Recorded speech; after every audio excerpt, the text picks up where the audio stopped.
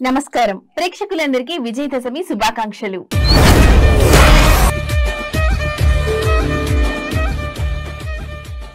దసరా నవరాత్రులు చెడుపై మంచి సాధించిన విజయాన్ని సూచించే పండగ। ఈ 9 రోజులు దుర్గాదేవి 9 రూపాలైన నవదుర్గలను పూజిస్తారు। చివరి రోజున రావణుడిపై రాముడి విజయాన్ని, మహిషాసురుడిపై దుర్గాదేవి విజయాన్ని గుర్తు చేసుకుని దసరా పండుగను జరుపుకుంటారు। దసరా నవరాత్రి ఉత్సవాలు కొనసాగుతున్నాయి। అశ్వయుజ మాసం పాడ్యమి నుంచి 9 రోజుల పాటు దుర్గాదేవిని 9 రూపాల్లో పూజిస్తారు। 9 రూపాల్లో అమ్మవారిని ఎలా పూజించాలి? శారదీయ నవరాత్రి ఉత్సవాల్లో అమ్మవారి ప్రత్యేకత ఏంటి? దుర్గాదేవి 9 దివ్య రూపాల గురించి ఈ స్టోరీలో తెలుసుకుందాం। ఆశ్వీజ మాసంలో జరిగే శారదా నవరాత్రి ఉత్సవాల్లో దుర్గాదేవిని పూజిస్తారు। అమ్మవారిని 9 రూపాల్లో ఆవాహన చేసి పూజిస్తారు। ఇలా పూజించడం వల్ల ధైర్యం, శక్తి లభిస్తాయని పండితులు చెప్తున్నారు। చెడు ఆలోచనలు తొలగి మంచి ఆలోచనలు వృద్ధి చెంది జీవితంలో విజయాన్ని సాధిస్తారని పండితులు చెప్తున్నారు।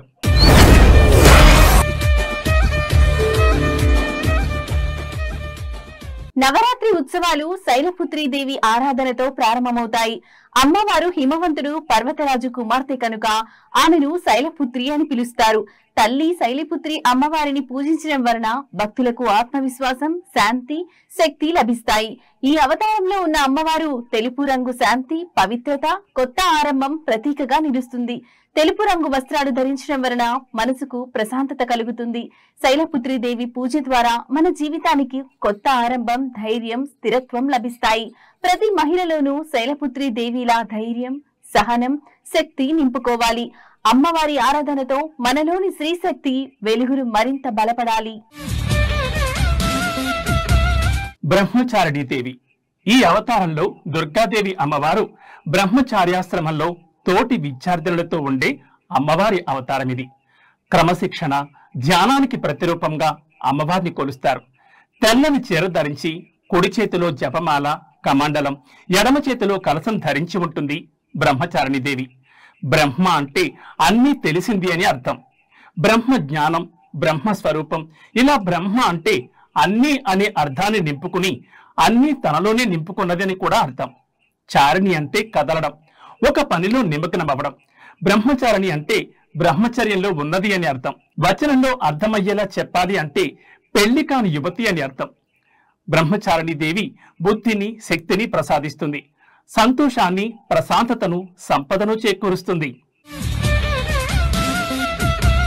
చంద్రఘంటాదేవి కొత్త బంధాలు, భక్తికి చిహ్నంగా ఈ అవతారం గల అమ్మవారిని పూజిస్తారు। అమ్మవారి నుదుటిపై అర్ధచంద్రుని ఆకారాన్ని ధరించడం ప్రారంభించినప్పుడు అమ్మవారిని చంద్రఘంట అని పిలుస్తారు। తాను ధైర్య సాహసాలకు ప్రాతినిధ్యం వహించే సింహాన్ని అధిరోహించింది। ఈ మాతకు 10 చేతులు ఉంటాయి। ఒక చేతిలో కమలం పువ్వు, మరో చేతిలో కమండలం, ఖడ్గం, త్రిశూలం, విల్లు, గద, బాణం, జపమాల ఉంటాయి। ఈ తల్లి రూపం వైవాహిక జీవిత ప్రారంభాన్ని సూచిస్తుంది। ఇది కొత్తగా పెళ్లైన స్త్రీ కొత్త సంబంధాలు మరియు బాధ్యతలను స్వీకరించడాన్ని సూచిస్తుంది। కూష్మాండాదేవి కూష్మాండ అంటే కు అంటే చిన్నది, ఊష్మ అంటే శక్తి, అండ అంటే విశ్వం। అమ్మవారు తన శక్తితో ఈ విశ్వాన్ని సృష్టించింది। ఈ అవతారం మాతృత్వాన్ని సూచిస్తుంది। స్త్రీ గర్భం దాల్చి జీవితాన్నిచ్చే శక్తిని కలిగి ఉన్న స్థితిని ఆమె సూచిస్తుంది। దసరా నవరాత్రి ఉత్సవాల్లో శుద్ధ చవితి రోజున కూష్మాండ మాతను ఆరాధిస్తారు। కూష్మాండ దేవిని పూజించడం వల్ల దీర్ఘకాలిక రోగాల నుంచి ఉపశమనం లభించడంతో పాటు సమాజంలో కీర్తి, బలం, సంపదలన్నీ పెరుగుతాయని చాలా మంది నమ్ముతారు। పురాణాల ప్రకారం కూష్మాండ దేవికి మొత్తం 8 చేతులుంటాయి। ఈ చేతుల్లో చక్రం, ఖడ్గం, గద, పాశం, ధనస్సు, బాణాలు, ఒక తేనె భాండం, ఒక రక్త భాండం ఉంటాయి। ఈ అమ్మవారు సింహ వాహనంపై భూమి మీదకొస్తారు। స్కందమాతాదేవి ఈ అవతారం ప్రేమ, పోషణ స్వరూపంగా భావిస్తారు। ఈ రూపం మాతృత్వం, సంపూర్ణతను సూచిస్తుంది। ఒక స్త్రీ తన పిల్లలకు జన్మస్థలంగా మారుతుంది, ప్రేమ, త్యాగం, రక్షణగా భావిస్తుంది। స్కందమాత అమ్మవారిని పూజించడం వల్ల సంతానం లేని వారికి పిల్లలు పుడతారని పురాణంలో పేర్కొన్నారు. స్కంద అంటే కార్తికేయుడు. ఈ తల్లి దుర్గాదేవి స్వరూపం. కార్తికేయుని తల్లి కావడంతో ఈ స్వరూపానికి స్కందమాత అని పేరు వచ్చింది. కాశీఖండం, దేవి పురాణం, స్కంద పురాణాలలో ఈ దేవి గురించి ప్రస్తావించబడింది. తల్లి స్కందమాతను గౌరీ, మహేశ్వరి, పార్వతి, ఉమా అని కూడా పిలుస్తారు. ఈ తల్లికి 4 చేతులు ఉంటాయి. ఒక చేతిలో తన కుమారుడైన స్కందుని శిశురూపం ఉంటుంది. మరో చేతిలో అభయముద్ర ఉంటుంది. ఇది మనలో భయాన్ని తొలగిస్తుంది. మిగిలిన 2 చేతుల్లో కమల పువ్వులుంటాయి. కాత్యాయని దేవి దుర్గాదేవికి సంబంధించిన రూపాల్లో కాత్యాయని మాతవి అత్యంత హింసాత్మక రూపాలలో ఒకటిగా పరిగణించబడుతుంది. కాత్యాయని మాత గురు గ్రహాన్ని పరిపాలిస్తుంది. గురువు గ్రహాన్ని తెలివితేటలకు, ప్రశాంతతకు ప్రతీకగా భావిస్తారు. అందుకే కాత్యాయని దేవిని పూజించే వారికి ప్రతికూల శక్తులన్నీ తొలగిపోతాయని, సకల జన్మల పాపాల నుంచి విముక్తి లభిస్తుందని పండితులు చెప్తారు. మరీ ముఖ్యంగా నవరాత్రుల్లో పెళ్లి కాని కన్యలు తమకు నచ్చిన భర్తను పొందడం కోసం కాత్యాయని మాతను పూజిస్తారు. ఈ పవిత్రమైన రోజున ఉపవాసం, ఆచారం పాటిస్తారు. మహిషాసురుడు అనే రాక్షసుణ్ణి కాత్యాయని అమ్మవారే వధించారు. అందుకే ఈ అమ్మవారిని మహిషాసుర మర్దిని అని పిలుస్తారు. ఈ తల్లి సింహంపై స్వారీ చేస్తుంది. కాత్యాయని దేవి అంటే దుష్టశక్తులను నాశనం చేసే తల్లి అని చాలా మంది నమ్ముతారు.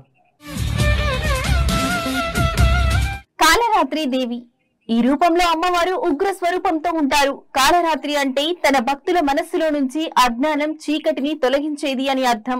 ఆమె భయంకరమైన రూపాన్ని కలిగి ఉన్నప్పటికీ ఎల్లప్పుడూ శుభాన్ని తెస్తుంది.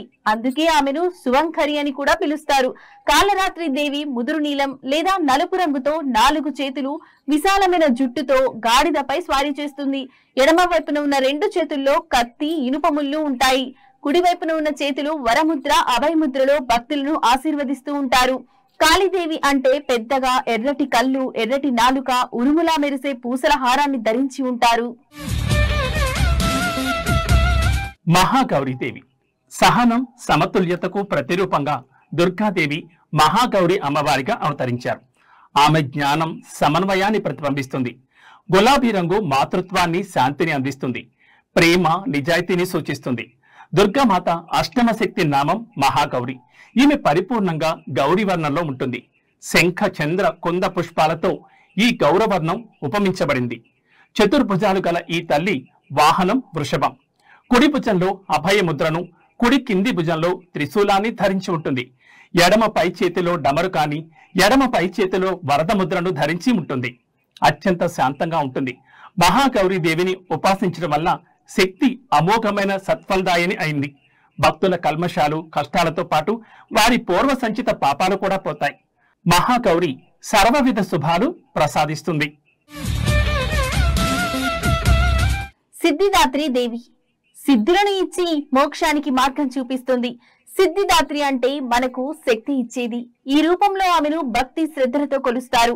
ఈ తల్లి తన భక్తుల జీవితంలో నెలకొన్న చీకటిని తొలగించి వెలుగును ప్రసాదిస్తుందని నమ్ముతారు.